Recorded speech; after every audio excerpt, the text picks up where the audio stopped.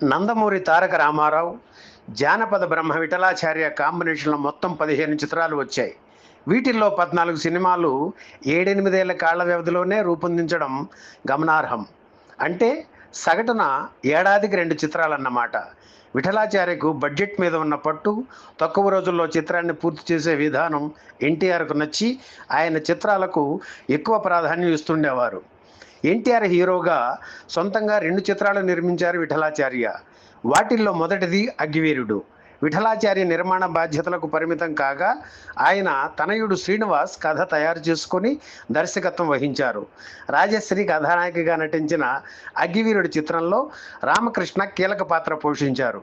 సాధారణంగా తన సొంత సినిమా అనగానే పెద్ద తారల జోలికి పోకుండా వర్ధమాన నటీనటులను తీసుకోవడం విఠలాచార్యకు అలవాటు.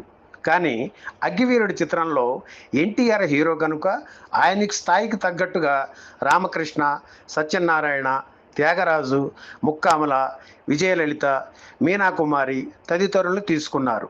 తండ్రి బాణిని అనుకరిస్తూ అగ్గివీరుడి చిత్రంలో అద్భుతాలు సృష్టించారు శ్రీనివాస్. భారీ ఎలుక, పిల్లి, ఎన్టీఆర్తో ఫైట్ చేసే రాకాసి బల్లులు ప్రేక్షకుల్ని ఎంతగానో అలరించాయి. 1969 అక్టోబర్ 17న విడుదలైన అగ్గివీరుడి చిత్రం ప్రేక్షకాదరణ పొందింది.